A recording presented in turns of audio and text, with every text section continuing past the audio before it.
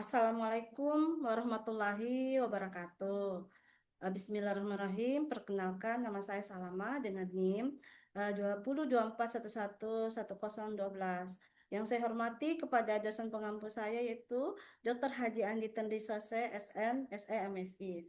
Pada video ini saya akan mempresentasikan tugas ujian akhir semester mata kuliah perilaku organisasi dengan tema kepemimpinan dan perilaku organisasi. Di sini kita lihat bahwa eh, tujuan presentasi ini dalam video ini saya akan membahas beberapa pokok materi yang telah dipelajari selama semester, yaitu teori pendekatan kepemimpinan, model kepemimpinan kontemporer, perilaku individu dalam organisasi, motivasi Maslow dan Herbeck, dinamika kelompok dan tim, komunikasi organisasi, pengambilan keputusan rasional, konflik dan negosiasi. Pengertian kepemimpinan, kepemimpinan adalah kemampuan seseorang untuk mempengaruhi, mengarahkan dan mengerahkan orang lain agar mau bekerja sama untuk mencapai suatu tujuan organisasi. Seseorang pemimpin tidak hanya memberi perintah, tetapi juga memberi contoh bagaimana motivasi dan mengarahkan. Tapi kita lihat juga contohnya dalam suatu rumah sakit. Kepala ruangan yang mampu membuat perawat itu bekerja disiplin, saling membantu, dan fokus pada pelayanan, maka pasien akan menunjukkan praktik kepemimpinan yang sangat efektif. Kemudian, eh, teori sifat di sini, pemimpin dianggap memiliki sifat bawaan yang membedakan mereka dari non-pemimpin. Jadi, berbeda dengan teori sifat, teori perilaku menilai kepemimpinan dari apa yang dilakukan pemimpin. Ada dua orientasi utama, yaitu orientasi pada pada tugas, dan orientasi pada hubungan. Pemimpin yang berorientasi tugas fokusnya pada target, kemudian prosedurnya dan hasil kerjanya. Sedangkan pemimpin yang berorientasi hubungannya lebih peduli pada kesejahteraan, komunikasi, dan kerja sama tim. Pemimpin yang baik biasanya mampu menyeimbangkan keduanya. Kemudian kemudian itu kepemimpinan situasional. Di sini kita bisa melihat bahwa kepemimpinan situasional ini itu menyatakan bahwa tidak ada gaya kepemimpinan yang paling baik. Gaya pemimpin itu harus disesuaikan dengan kondisi dan kesiapan bawahan. Ada gaya telling, selling, partisipasi, dan delegating. Jadi misalnya kepada pegawai baru ya, pemimpin itu perlu memberi instruksi yang sangat jelas. Namun kepada pegawai yang sudah berpengalaman, tugas itu bisa langsung didelegasikan. Slide berikutnya itu tentang kepemimpinan kontemporer. Model kepemimpinan modern ini meliputi kepemimpinan transformasional, transaksional, dan visioner. Pemimpin transformasional ini menginspirasikan perubahan yang sangat besar dan memberi motivasi yang sangat tinggi. Pemimpin transaksional ini menggunakan sistem penghargaannya itu dengan hukuman. Sedangkan pemimpin visioner itu memiliki pandangan jangka panjang yang sangat jelas. Contohnya, kalau kita lihat dari background rumah sakit, itu direktur rumah sakit yang membawahi inovasi digital, termasuk pemimpin transformasional. Kemudian perilaku individu dalam organisasi. Kita lihat di sini bahwa dalam organisasi itu dipengaruhi oleh kepribadian, persepsi, sikap, pengalaman, dan motivasi. Setiap individu memiliki karakter yang sangat berbeda, sehingga mempengaruhi cara mereka bekerja dan berinteraksi. Misalnya, pegawai yang merasa dihargai itu cenderung lebih semangat dan loyal terhadap organisasi. Kemudian, slide berikutnya itu teori motivasi Maslow. Di sini kita lihat bahwa menurut Abraham Maslow itu kebutuhan manusia itu bertingkat, mulai dari kebutuhan fisiologis, keamanan sosial, penghargaan, hingga aktualisasi diri. dalam dunia kerja, gaji memenuhi kebutuhan dasar. Jadi jaminan kerja itu memberi rasa aman, hubungan rekan kerja memenuhi kebutuhan. Kemudian slide berikutnya tentang teori motivasi Herbeck itu bahwa membagi faktor kerja menjadi dua, yaitu faktor motivator dan faktor higien. Jadi faktor motivator itu seperti prestasi dan pengakuan meningkatkan kepuasan kerja. Faktor higien itu seperti gaji dan kondisi kerja tidak membuat sangat puas. Tetapi jika tidak ada tetapi jika tidak ada akan menimbulkan kepuasan. Artinya, organisasi itu harus memenuhi kedua faktor ini agar karyawan tetap termotivasi. Kemudian, dinamika kelompok tahapan perkembangan. Dalam dinamika kelompok ini melalui 4 tahap, yaitu forming, storming, norming, dan performing. Jadi awalnya itu anggotanya itu saling mengenal, lalu muncul konflik, kemudian mulai dari kompak, dan akhirnya kita bisa bekerja secara efektif. Contohnya kita lihat bahwa tim dalam tim suatu rumah sakit itu dimasukkan tim akreditasi rumah sakit. Ya awalnya itu sering berbeda pendapat, kemudian akhirnya menjadi solid setelah melewati proses-proses dan tahap-tahap tersebut. Slide berikutnya itu tim yang efektif.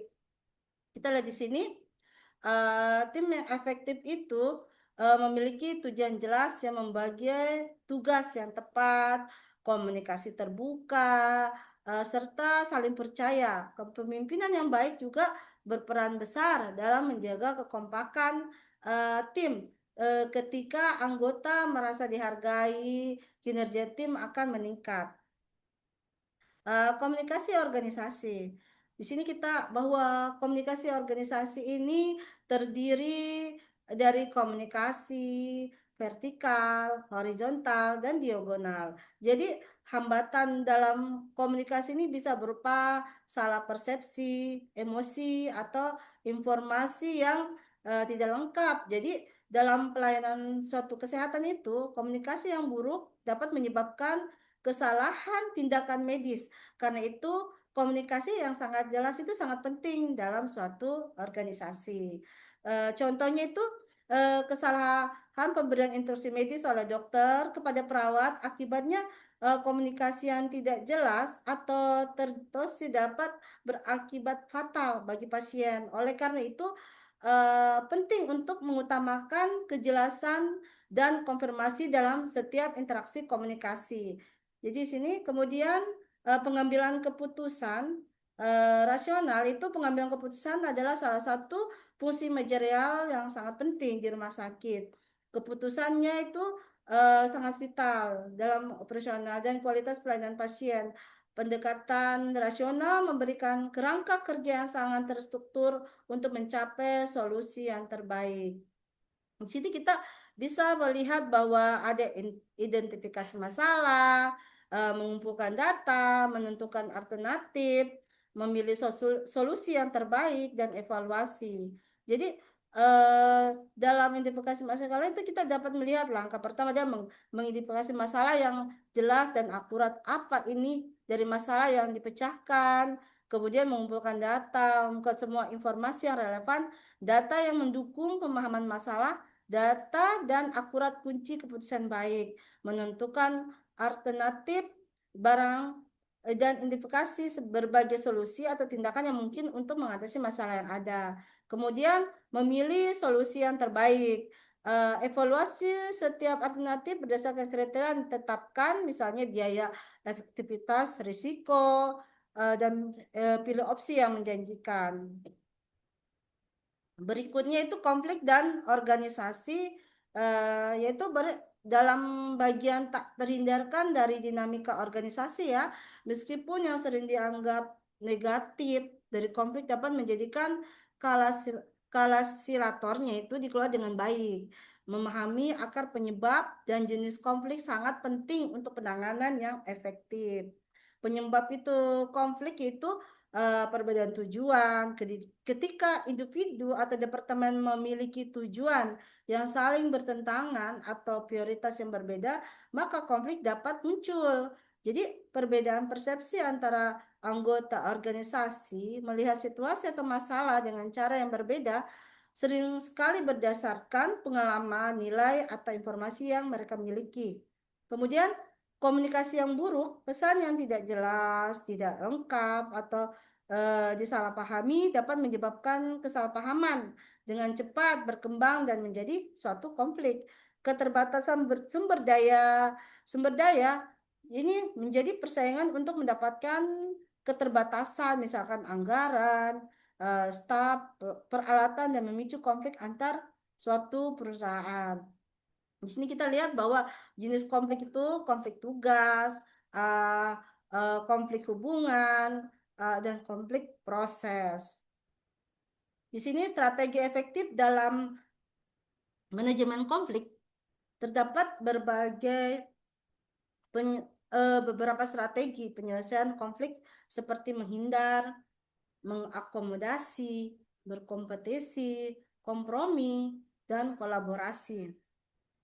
Eh, Strategi kolaborasi dianggap paling efektif karena mencari eh, solusi yang menguntungkan semua pihak. Misalnya, pembagian jadwal jaga dokter diselesaikan melalui diskusi bersama dan duduk bersama untuk mencapai suatu penyelesaian konflik. Kemudian negosiasi. Negosiasi kita ini adalah proses pencapaian kesepakatan antara dua pihak atau lebih. Tahapan itu meliputi persiapan. Tahapan ini melibatkan pengumpulan informasi terhadap tujuan, identifikasi, kemudian yang kedua itu diskusi. Pada tahap ini, pihak-pihak menjelaskan posisi kepentingan dan alasan dibalik tuntutan mereka, mendengarkan secara aktif dan memahami persepsi lawan atau kunci. Kemudian tawar-menawar ini adalah inti negosiasi di mana konsekuensinya itu diberikan dan diterima tujuannya untuk menemukan area kesamaan dan menciptakan nilai bersama. Kesepakatan. Setelah semua poin disepakati, kesepakatan itu didokumentasikan. Penting untuk memastikan semua pihak memahami, berkomitmen pada kesepakatan tersebut. Contohnya yaitu dalam negosiasi insentif antara manajemen rumah sakit dengan tenaga medis. Manajemen yang ingin mengontrol biaya, sementara tenaga medis menginginkan kompensasi yang adil. Melalui negosiasi ini, maka mereka dapat mencapai kesepakatan yang menguntungkan kedua belah pihak, seperti insentif berdasarkan kinerja atau penyelesaian gaji yang realistis, menjaga moral staf dan stabilitas keuangan di rumah sakit. Kemudian pilar keberhasilan organisasi, di sini kita bisa melihat bahwa dari seluruh materi dapat disimpulkan bahwa kepemimpinan itu sangat berpengaruh terhadap keberhasilan suatu organisasi. Motivasi mempengaruhi kinerja individu.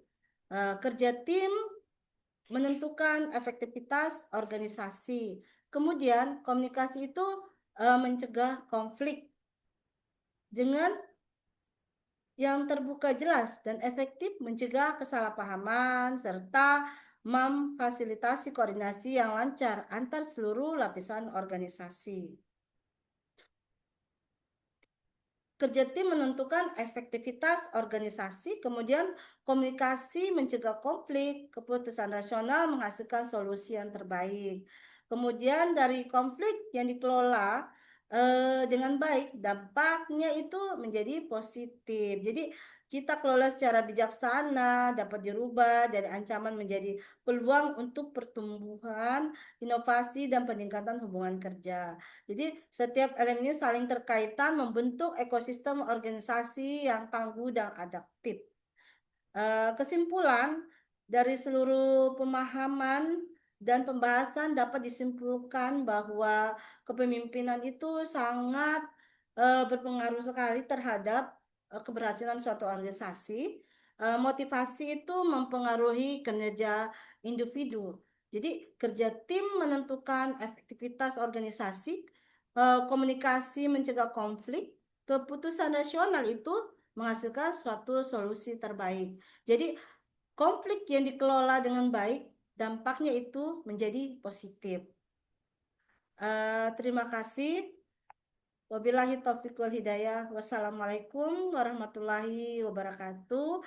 Terima kasih kepada dosen pengampu saya atas bimbingannya selama ini. Assalamualaikum warahmatullahi wabarakatuh. Terima kasih.